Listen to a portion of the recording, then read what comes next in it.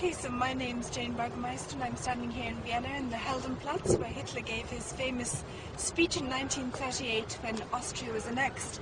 And here in 2010 I feel like one of the people who's being persecuted by the Austrian government. On the 12th of August I have to appear in a court in Dublin.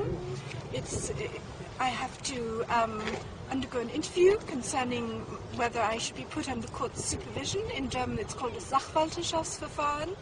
If I am put under court supervision, I will have absolutely no rights, no right to defend myself in court, no rights over my own property, and no possibility of continuing my work.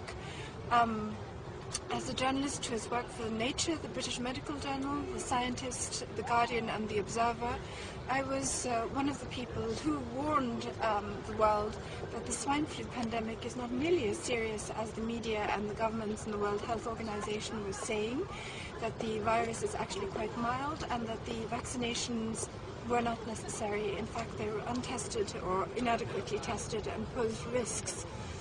These views have been vindicated by the UK MP Paul Flynn, who completed a report in the end of June for the Council of Europe Parliamentary Assembly, where he also concluded that the whole swine flu pandemic hysteria was manufactured by the World Health Organization and pharmaceutical companies, mainly for their profit. The British Medical Journal has also in the meantime published a very critical study about the whole swine flu pandemic and mass vaccination campaign. So, nevertheless, I'm about to be put under court supervision by an Austrian judge on the grounds that I see conspiracies everywhere that I cannot prove or have no evidence for, and because I pose a financial threat to my own father's property. He died in October 2009 and left myself and my brothers a house in a flat of about 700,000 or 800,000 euros in worth. We've already had to deal with our mother's estate and sell her house, and we did this successfully in England.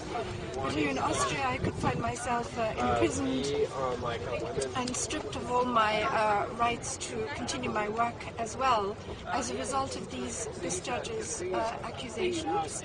Fortunately, I was able to see the note she wrote to the court in Dublin on the very day she wrote it, and I made a photocopy of it, and I could see her reasons were without any basis at all in fact, and I was able to launch appeals, and I will also be filing criminal charges against this judge because I can prove through documents, emails, faxes and other evidence that this is a manufactured and spurious excuse to silence me.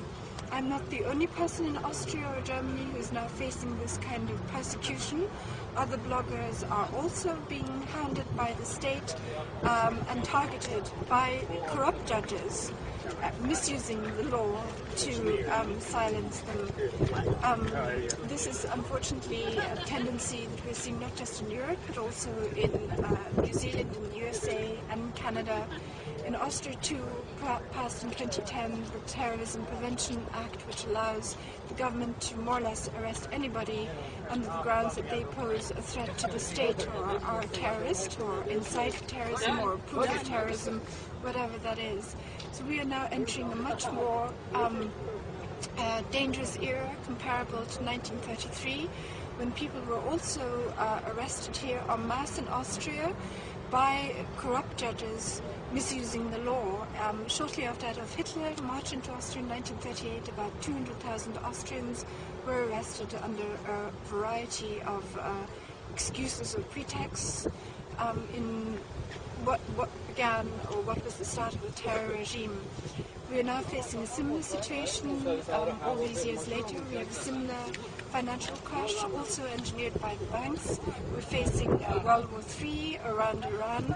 We're facing compulsory conscription under the Lisbon Treaty, and we're facing an increasingly authoritarian government.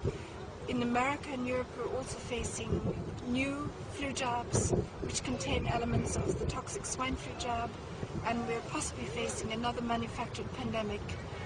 This is why governments appear to be so keen to shut down the internet and silence people who report on these events.